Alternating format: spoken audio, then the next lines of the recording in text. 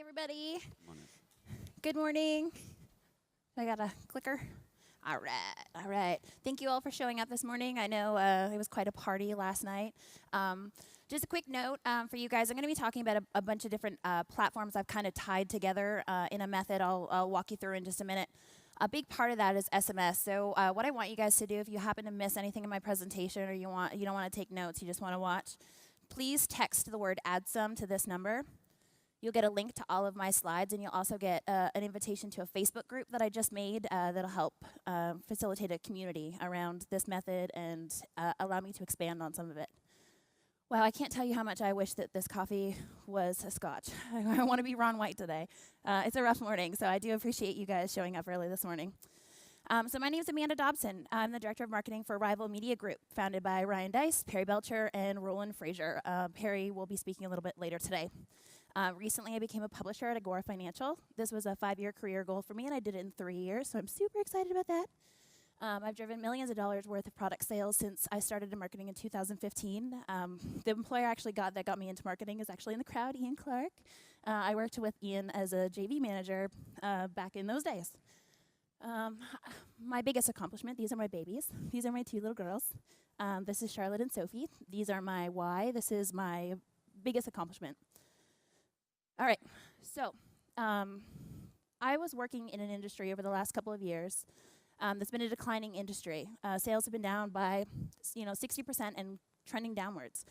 Some of our competitors were closing out sales, selling off inventory, doing whatever they can to get out of the business. But our sales were growing every month. We've grown 10% top line since April. How are we doing that? So we're doing that using the 7-point method that I'm about to show you guys, integrating some of these different platforms.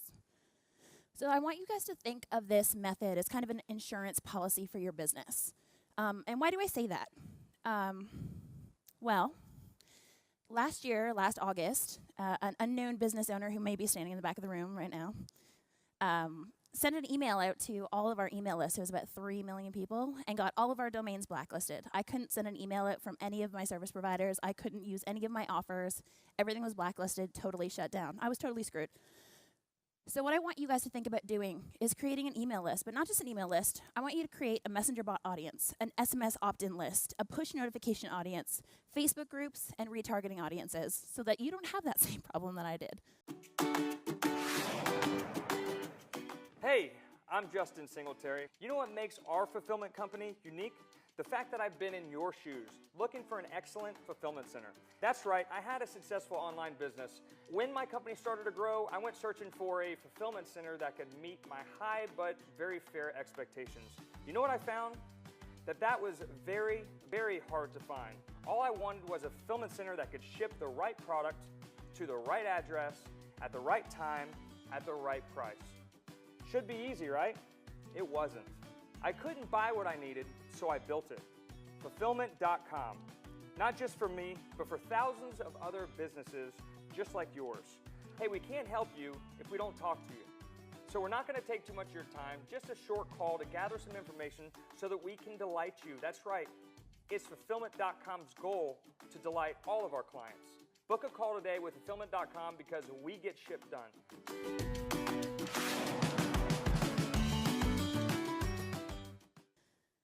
So what does it include? This method includes email, push notifications, SMS, ringless voicemail, Facebook groups, messenger bots, and ad retargeting. Now this is a kind of a sample of what we've used for in our business. It's going to be different for your business. You're going to find that different audiences communicate different ways at different times of the day, so you really have to know your audience and know how to work this in. But this is just kind of what's worked for us. So the first part of this is email marketing. I'm sure most of you in this room have an email list, I'm assuming. If not, you need to make one. So email is still outperforming pretty much every medium out there, TV, radio being 2-to-1, online media being 3-to-1, direct mail 5-to-1, email still being 39-to-1. So what I've worked into this method is a 2-part email system. So one part being a content email in the morning, and one part being a PM email in the afternoon being the offer. What's important to note about this strategy is in the morning when I'm sending content, this content is usually going to outline a solution that I'm going to solve with my promotion, or it's going to outline a problem that I'm going to solve or provide the solution to in the afternoon mail. So for example, like in the survival market, I'm going to talk about different strategies, or I'm going to talk about different ways to create fire. And then in the afternoon, the promotion that I send out is going to be some kind of fire starting product. So I'm trying to pre-frame the afternoon's offer with the morning email. This is really important. So some of the keys to actually having a successful email program, the number one focus is getting your email delivered. So there's a couple of factors that influence email deliverability. Number one being platform. I'm used to working with Maripost. It's kind of my favorite, but there's a lot out there. I've heard really good things about Drip, Klaviyo, a couple of other platforms out there.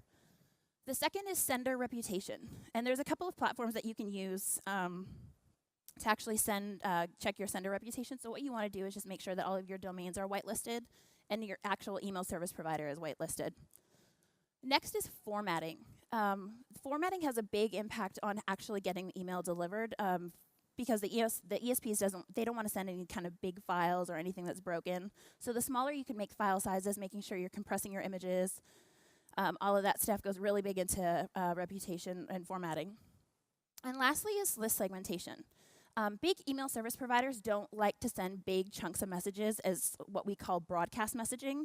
What they want to do is they want to see you sending your emails out to smaller segments. So generally what I found to be best practice is actually breaking my email up into 10% segments and emailing the segments at different times. That way it doesn't look like I'm sending a mass like bulk email. It kind of looks more personalized and segmented. Next is getting your email opened. So there's a couple of factors that influence this. One of them being timing. And this is something that I pulled from Calendly. These are the best days to send your emails. Tuesdays, Thursdays, and Wednesdays being the best. I personally really like Thursdays. And the reason I say Thursdays is because generally people get paid on Thursdays. The first and third Thursdays of the month will have been, for every business that I've worked in, the highest profitable days for email. And here's a little bit on timing. So this is something that we've tested. This also came from Calendly, but this is something that we've tested. 10 a.m. being the number one revenue-producing time to send an email. They have 8 p.m., 2 p.m., and 6 a.m., but I actually find 3 p.m. or 4 p.m. to be a little bit better in the second and third spots. The next thing is transactional style emails. Has anyone tried using transactional subject lines in their emails yet? It's a major power producer. I think, Susan, we talked about this at ClickBank. Have you guys tested it yet? Oh, do you? So here's a couple of examples of what it is that I mean. So what I want you guys to test doing is sending what I call faux transactional style emails. So these are subject lines that are, they look kind of like receipt emails or shipping emails, anything that makes it look like it's important to a buyer. So the ESP lets these emails go through because they think they're important to you. The important thing to remember is with these kinds of subject lines is you have to follow it through in the body copy and it can't be scammy. So like damaged in shipping, response required, my body copy is then going to say something like, we received a shipment of these items. There was a few that were damaged, but the rest are fine. They're 60% off. Click here to get yours now. So it has to follow through. Otherwise, the ESPs catch on, and you turn off all of your buyers. So just be really careful with that. But this is if you're having trouble with email deliverability, this is a really powerful tool to get those emails delivered. Too early in the morning for this. The next thing is news. The best subject line open rate that I have ever seen in any business or that I've ever worked on was actually one that Perry came up with. So last year during the Mayweather fight, the subject line was Hurricane Irma versus Mayweather.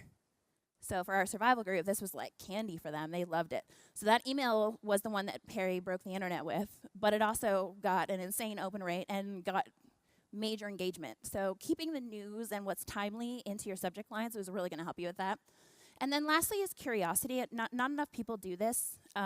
Just getting some kind of subject line that doesn't really give away the body content. So I love to do things like quizzes or polls and allude to them in the subject line. And lastly is getting your email clicked. So there's a couple of big factors into getting your email clicked. Number one being readability.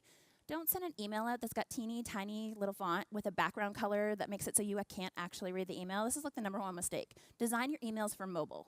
So make sure the font is big enough that they can see it on their screen and make sure you're using a background color that's easy to read. Second is writing tools. Best practices I found for email, depending on your audience, but I found writing at a 3rd grade level to kind of be the ticket to success when it comes to writing. So I use a tool called the Hemingway app. So Hemingway app allows you to copy and paste your copy into the tool, and it'll tell you what grade level your writing is at and what parts of the copy are hard to read, hard to understand, or use language or words that are too big. Next, for getting your email clicked is using buttons in your emails. CSS buttons are fantastic in emails as opposed to just text links. Above the fold call to action, I mentioned a little bit earlier, designing your emails for mobile. This is so important. Don't make your people have to look to scroll to find a button. Give them a button that's visible.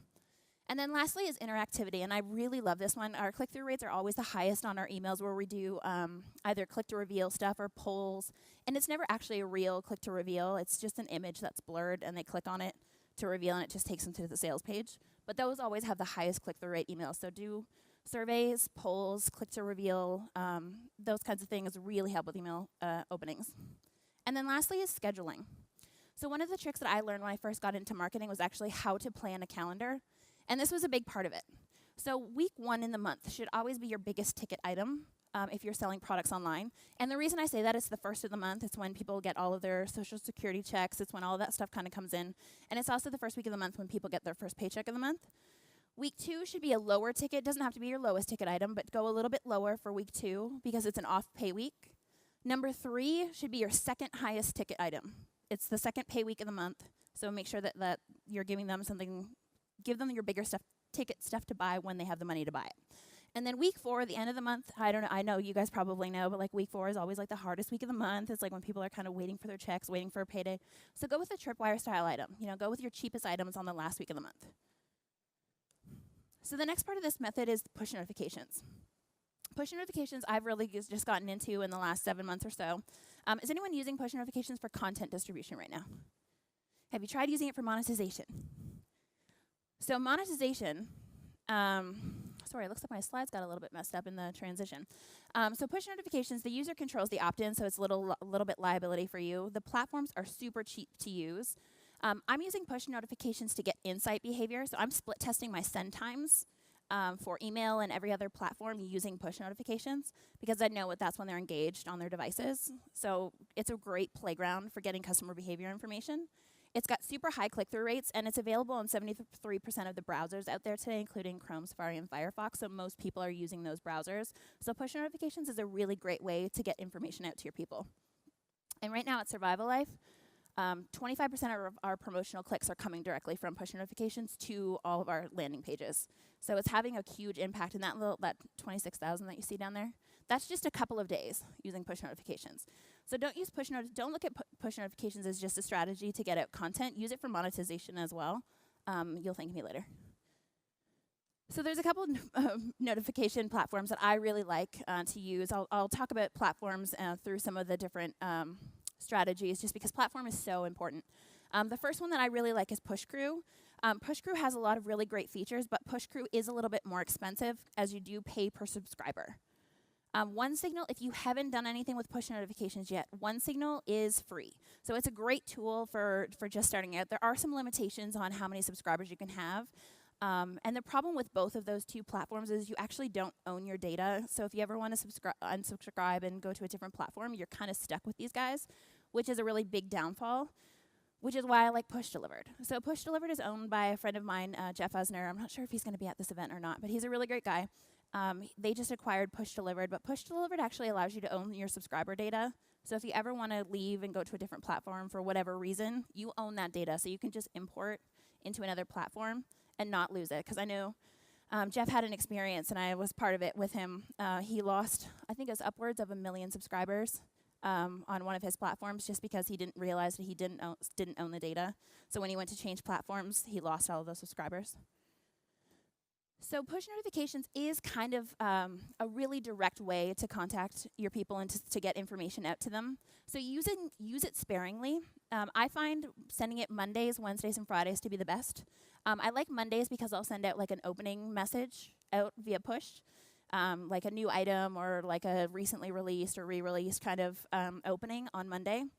Wednesday being either a reminder or adding a bonus, and you don't even need to add a bonus to it. Essentially, like when your offer page has a couple of bonuses, if they haven't seen it, they don't know that the bonuses were already there, so you can just say that you're including the bonuses on Wednesday. And then Friday, I do a closing. So that's either adding a discount or reminding them that a promotion is coming to an end. So that's kind of how it works in the method, but you can test for yourself as well, but this is kind of how it's worked best for me. Next up is messenger bots. So messenger bots are kind of new to the platform, new to the market. I guess not now, it's been around for a couple of years. But messenger bots have been really important to this method as well. So right now, 48% of consumers connect with a company via live chat rather than any other means of contact. I know personally, I don't like calling people or texting people. I prefer to do anything by live chat if I can. And every month, 8 billion messages are sent between users and businesses. So I'm using this in a couple of ways, and this works perfectly in the method. Number one is to capture organic traffic. So I'm using ManyChat. So ManyChat has a growth tool that allows you to create opt-ins like this. So this is on our blog. We get just over 1 million hits a month organically on our blog, and we're capturing, I think, around 3 or 4% of them using a messenger bot. So I'm growing that list every month. And this is something else that I'm doing. So you'll notice in the PS right here, where's my pointer? All right. Our team is working hard on your request. You'll hear back from us in 1 business day.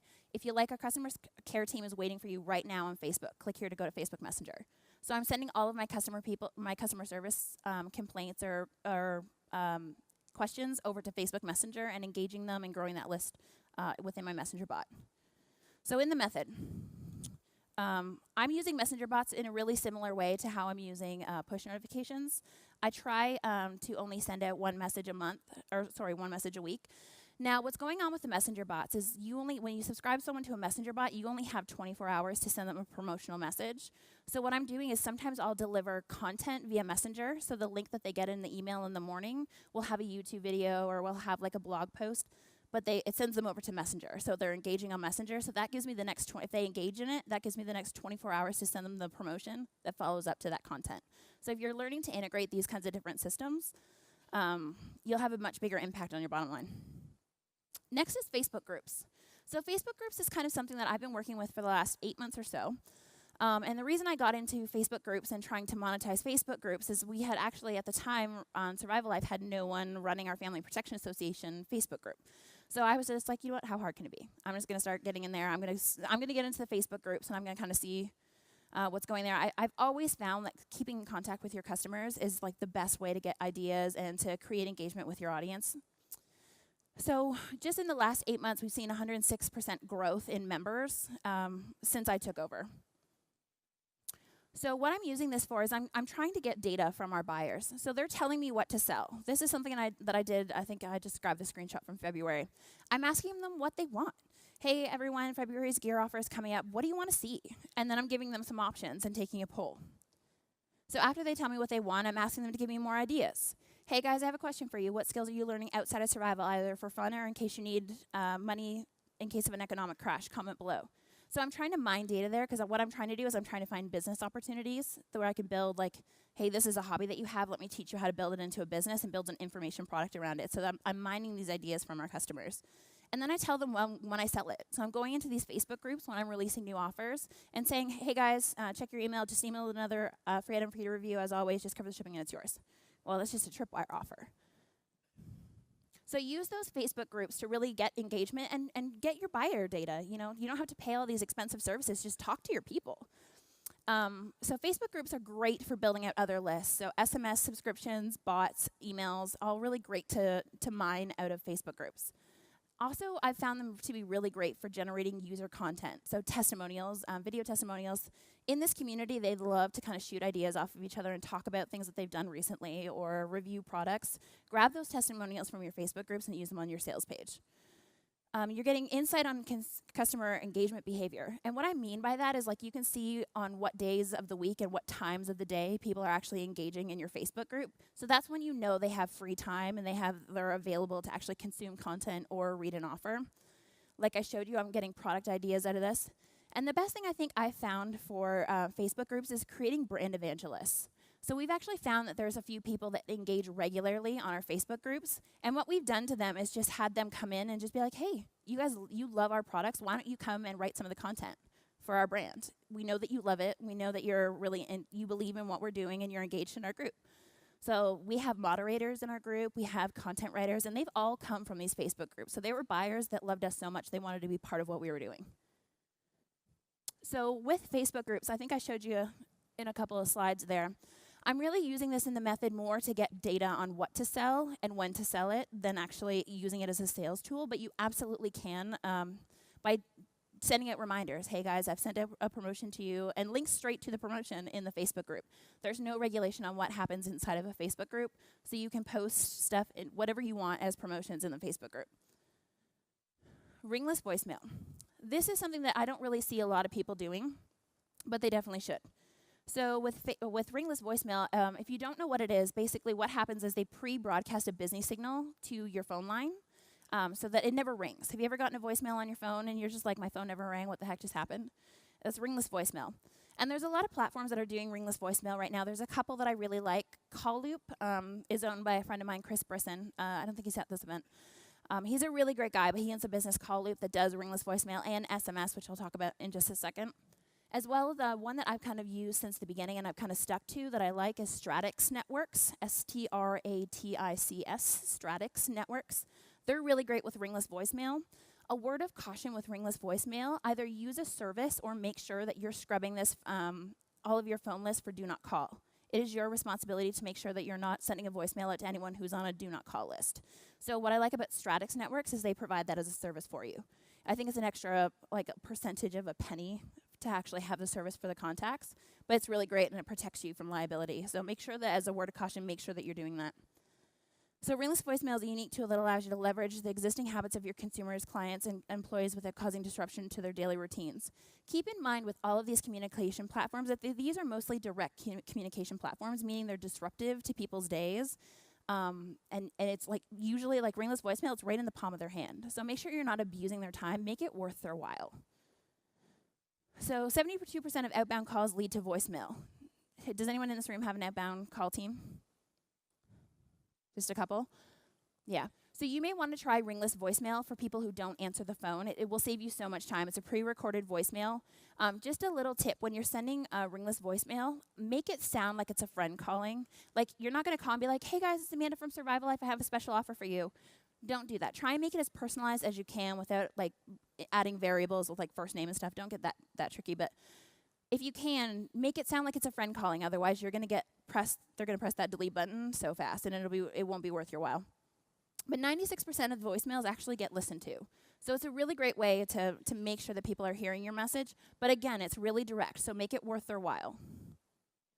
So ringless voicemail, it's really great because it doesn't disturb them in their daily routine. They can listen to voicemail at their own leisure, which is really great. Ringless voicemail is really cost effective. It's only, I think, a couple of cents per voicemail, and you only get charged if it's actually delivered. And it gives people time to write down details. So if you're giving something like a coupon code or a website that they need to go to or a number they need to call back or some kind of code they need to enter or remember, they're not going to remember that and assume that they're in the middle of something important when you're trying to contact them. Ringless voicemail is a really great way to give them time to write something down. And you can combine this with other mediums like email. So generally what I'll do with ringless voicemail, rather than trying to get them to remember something or write something down, I usually use ringless voicemail to either say, hey guys, I sent you a Facebook message, or hey guys, I sent you an email, to try and get those opens and try and get them re-engaged. And especially if it's something really important that you want them to see, like a deadline or something, a ringless voicemail is a really great way to do that. So ringless voicemail, I generally do once per promotion, and it's usually on the closing day of a promotion. You can do that. It also has a really big impact on like introducing a new product. A ringless voicemail is a really great way to let your existing buyers know when that's becoming available. In the method, how I use it is always the last day. So it's always like, hey guys, today's the last day to get this email or to get this promotion. Check your email for all available coupon codes. And just make sure that they know what it is. Your call to action has to be really specific in this voicemail, and you always have to have a call to action. Like, don't call just to say, hey, what's up? Like, have a reason for them to be listening to this voicemail. Next is ad retargeting. Ad retargeting is used a lot in acquisition tools, but not so much for monetization. So what I'm doing with retargeting is a little bit different. So post-purchase retargeting is where I'm finding all of our investment on media is actually ROIing. And the reason it works is it's lower cost. So you're paying less per impression. It's got an increased conversion rate, increased ROI. It actually increases the lifetime value of your buyers. And it's low-cost brand building to make sure that your company is being visible to as many people as possible, as often as possible. So there's two types. Number one is pixel-based. So this is kind of your acquisition retargeting. So this is retargeting people who have hit your website. This is pretty basic retargeting stuff. Sorry, I'm running out of time, so I gotta go a little bit quicker. It's timely, behavior-based, and targeting people who are already looking for you. And then there's list-based, and the list-based is what I'm talking about for this method.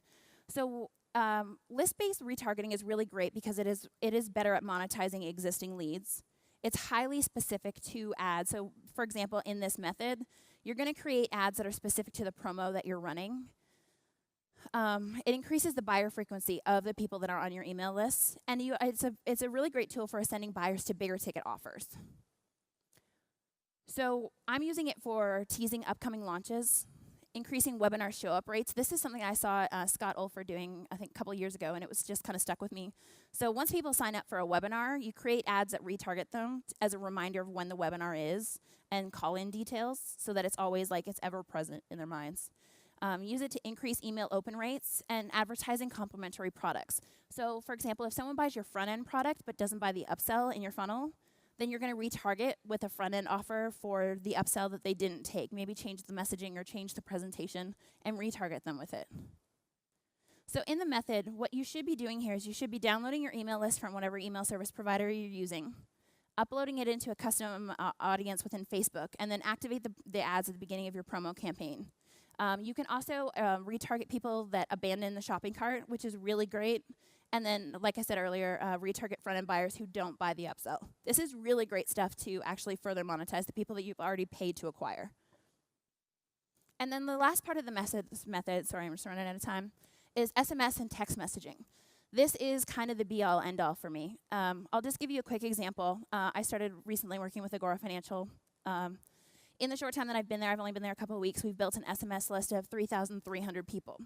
Now, the business that I was working in has an email of 120,000 people. The first couple of SMS promos I sent out, actually the first 3, we've done 3 promos so far, and all 3 have outperformed their email list. So that just kind of shows you the power of an SMS list and why you need to be building that. So SMS is the most engaged marketing method in the market. And the reason I say that is people don't always check their emails, but they check their phones. On average, we check our phones 87 times a day. I think it's like every 17 minutes throughout the day, which is insane. So with SMS, you get nearly 100% deliverability. The only time you get, if it doesn't get delivered, it's because you've got a bad phone number. Otherwise, it gets delivered. The EPCs in every promotion that I've sent have been at least 2 times the email promotion EPC. So the highest I've seen so far has been 10, but it's always been at least twice as effective as email. It's really cost effective, especially depending on what platforms you're using. My favorite platform that I'm using right now is Scipio. Scipio, I think, is $199 a month, and you can send as many messages as you want. So it's really cost effective, and the click-through rate is really high. On average, click-through rate that I'm seeing right now is somewhere around 57–60% click-through rate from SMS to landing page. So SMS compliance. Compliance is kind of how I feel most people are scared of getting engaged with text messaging because the rules are kind of unclear, and you have to look in a lot of places for compliance. So the regulators right now are the FCC, Mobile Marketing Association, and the Cellular Telecommunications Industry Association. I'll give you a word of warning here. It's kind of the same situation with messenger bots. Nobody is going through every single message that you send and tearing it apart to make sure you're not sending out anything spammy or non-compliant. They're just not. But eventually they will be. So please don't ruin SMS marketing for all of us by doing shady stuff with it, because eventually someone will decide to pay attention, and you don't want to be the person that gets caught with it. So, make sure that everything that you're doing is fully compliant, white hat stuff, because SMS is going to be one of those things. When you get hit hard when you do it wrong. So make sure that you're making sure that you're following these basic compliance rules. So there's 2 types of opt-ins for for building an SMS list. Number one is a web form, and a web form is like 60% more effective than actually than the other method, which I'll talk about in a second. So anytime you have the option, a web form opt-in is the best way to go. So step one, the device owner, once they've submitted the opt-in, the device owner must confirm the subscription. So your first message must be to them something along the lines of, hey, you just subscribed, reply yes or Y to confirm. And the reason they do that is because it's really easy to scam people or spam people when they're doing a web form opt-in, because you can go in and enter someone else's phone number. And like, say you like have an ex-boyfriend you hate and you want to make sure that they like get the most annoying messages in the world, you just opt them into everything possible. So they have to confirm the subscription for a web form opt-in. The next message must include your business name or the reason that they subscribe. For my example, it's the Family Protection Association. It must include the frequency. You have to give them a ballpark estimate of how many times you're going to be contacting them. So it's like up to 20 messages a month or however. I don't recommend that you ever send more than 2 text messages to your people a week because it is so direct, and they'll get really annoyed with it.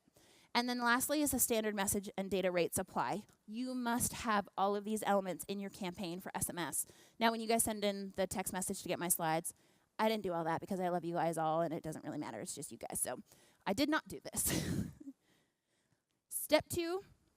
And the last step of this is help instructions, stop instructions, and a link to your terms and conditions. And you can combine all of that information into one message rather than like bombarding them right off the hop with 3 messages.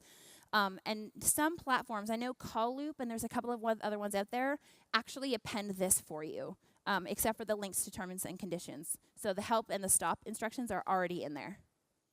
The next is a keyword opt-in. So the keyword opt-in was what I showed you earlier, where I asked you to text in the word. For those of you who weren't in the room at the time, I'll put the slide back up when I'm done. So you actually text in the word AdSum to my specific SMS number, and it'll send you slides and a link to my Facebook group. But that's the second form. Keyword opt-ins aren't quite as effective because it's so, it involves action on their part. They actually have to take out their phones, type in your phone number, send in a message. So it's a lot of extra work for them. So keyword opt-ins don't usually work quite as well. Your immediate reply has to include all of the same information, but in one message. They do not have to confirm on a keyword opt-in, and the reason they don't have to do that is because they're sending the first outbound message. So it's like they're doing it from their phones. So it's not like anyone else could be doing it for them. So you don't have to worry about that with a keyword opt-in. And one of the great ways that I'm using this, I don't think I put the example in any of my slides. So what I'm using this is sometimes what I'll do is in a promo email, in the PS, I'll include a coupon code. So it's like text the word FIRE to this number to get a coupon code, and then I'm texting them the coupon code followed by all of this information. So if you haven't taken a picture of this, this is a really good one to know. So a couple of tips on SMS. Number 1 is give value. Don't forget, like, this is people's time. Appreciate their time and make sure you're giving them something of value. Keep it really short. Don't send them like 5 paragraphs of text via SMS because they're not going to sit there and read it. If you're going to send a lot of information, like a lot of stuff, like when it's like dates, times, all that kind of stuff, you're better off to send an MMS. So what you can do is you can record a video and upload it and actually send them a video of you giving them the details rather than sending a lot of copy. Have a clear call to action. Make sure that you know exactly what you need them to do from the message, whether it's join me here, click this link. Make sure you're telling them exactly what you need to do. Best practices for time. I found before or after work to kind of be the best times. Noon is the dead zone for SMS. You would think that it would work a little bit better, but for us, lunch actually didn't really quite perform quite as well. Before or after work is really great. Keep in mind, SMS messages can take up to 3 seconds for the provider to actually send out. So the first time I ever sent out an SMS, I think I sent it out to like 4,500 people. And I sent it at like 7 o'clock at night, not realizing it was going to take a long time. So I got some really angry messages back from people that were like, hey, it's 11 o'clock at night. Why the hell are you sending this to me? So, keep in mind, and don't, I've never sent anything past after that. I've never sent anything past 4 o'clock. So just be mindful of that, especially with the different time zones. When you're asking people to text in a keyword, people are the most literal thinkers ever. So don't put the little quotation marks around with the word because they'll actually use the quotation marks when they send in the keyword, and it generally won't trigger the campaign. So make sure you just leave that out. And then my last tip is setting up a call forwarding number. So that is basically when like if you try and call my Scipio number back, you won't say, I don't have it set up on this one because it's a new account. But for Perry's business, for example, when you try and call back the number, it forwards to my sales team. So have it so if they try and call the SMS number, have it go to a real person. And I don't think I have any slides on platforms here, but I want to talk about platforms really quickly because there's two types of platforms. There are actual phone number platforms, which is what I showed you earlier with my example. And that's something like Scipio, where you actually get assigned a phone number. And this is kind of meant for smaller volume stuff. It's not meant for broadcasting. It's meant for one-on-one text messages. It's really great for keyword stuff. So if you text it into the number, like I'll get your contact information and I can communicate back and forth with you, which is really great. And then the second type is short code. So short codes are actually assigned by the mobile carriers. So they actually get better deliverability. I've found some of the platforms like Call Loop, what are some of the other ones? Slick Text, any of those ones where you can get a short code, your deliverability will be a lot better, and it's usually cheaper. I saw yesterday that Twilio just acquired SendGrid, so that's going to be really cool. So they're going to have SMS integrated with email, and that'll be really cool. So it depends on what your needs are, but just keep in mind that there are those two different types of SMS platforms, and if you're going to do anything at scale, it takes about 7 weeks to get an SMS short code, and they're pretty expensive. They're a couple $1,000s, but when we're sending out, like I'm sending out, 70, 80,000 text messages a week, it's worthwhile.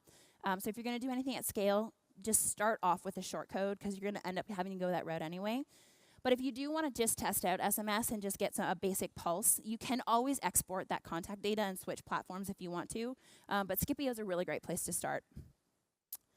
All right, so with text messaging, the way that I'm using this in the method, like I mentioned, I send out 2 text messages a week to each of my people. Generally, I send out a Monday. I'll send out a text message letting them know that the promo is open, or sometimes I'll switch that to Tuesday, depending on what else is going out on Mondays, because I don't want to hit them every day. The idea isn't to hit them every day on the same platforms. Stagger it so that you're leveraging each of the different platforms as much as possible. And then Friday as a close or a coupon code. Generally, our traffic is 70% mobile, and 70% of actual buying transactions happen on mobile. So I'm making sure that the promo is available to them when I want it to be, or when they have time for it, in the palm of their hand. So that's a great way to integrate into the method, a really great way to create a lot of engagement with your people and to increase that lifetime value. So that's all I've got. Does anyone have any questions about any of that? Hey. Go ahead. And the microphone. It's a perfect combination. Amanda, you talked about the reveal of an image click to reveal of an image in an email. How are you doing that? I'm just doing that in Photoshop. So I'm just taking an image of the product and just pixelating it, and then just overlaying the text above it that just says "click to reveal." And I'm just linking out that image, so it doesn't actually reveal the image. It's nothing fancy. I just link that image out to your landing page. But I've learned this the hard way. Make sure that the product image is the hero image on your sales page, because you have to actually deliver what you promise. Second question. I'm thinking about doing the ringless voicemail, and I have about 5,000 phone numbers that I've collected over the years. What should I do in the first couple of steps to get that going and to not blow it up or upset my customers when I launch that? Test in small segments. Don't do a massive broadcast and just make everybody mad. Just I was testing the first time I ever sent a message. I think I only sent it out to 400 people, just to get a pulse. And then I stay in really close contact with all my customer service team. And if you're not, your customer service team is the most valuable asset you have. They are the keys to the kingdom. So I always go to my customer service team, and I actually have them fill out a spreadsheet, how many people called in, how many people called in to buy, how many people called in to complain, and what was their feedback. So just test it in segments. Don't do anything drastic right off the start. Generally, ringless voicemail, people don't mind because they have control over it. They can delete it, and then it's gone. But if you're starting to do ringless voicemail, just start off with just one. Don't go crazy and do 5 a week. Just do 1 a week and just see how it goes to different segments. Does the ringless voicemail work if you have a mixed list of American phone numbers and international phone numbers? Does it still work on international numbers? It depends on the platform. Most platforms, it'll still work as long as you've got the number when you upload the contact list, as long as it's formatted properly. Each platform gives you the upload instructions, so just make sure you follow their instructions. And up until recently, most platforms could only do landlines, which kind of sucks because everyone uses their mobile phones. So Stratix Networks, I know, recently started doing landlines and mobile, so it's a lot more powerful. So keep that in mind as well. Am I Bogart? Am I hogging the mic? Should I pass it on then? Yeah. Here, you pass that back. Can you hear me okay? They like it. Hello. I'm just curious on if there's a way or how you do measure annoyance. Like, at what point are you annoying your company or your customers? It's different for each of the platforms, but for text messaging and ringless voicemail, anything that's catered towards their mobile device, with text messaging, most of the platforms have a two-way communication platform. So if they reply, generally it's like F off, a-hole, don't message me ever again.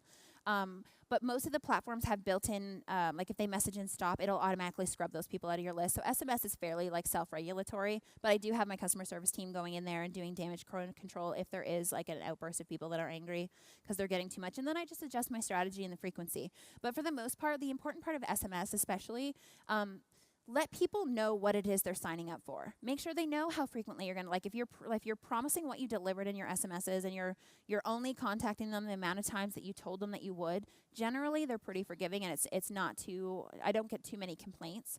And the same with ringless voicemail. I'm just using there's no way for me to know otherwise besides customer service. So just pay attention to your people and have them let you know if people start to make waves for you. I'm sorry, I wish I had a better answer, but there's just trial and error is the only way to be effective there. All right, thanks everybody.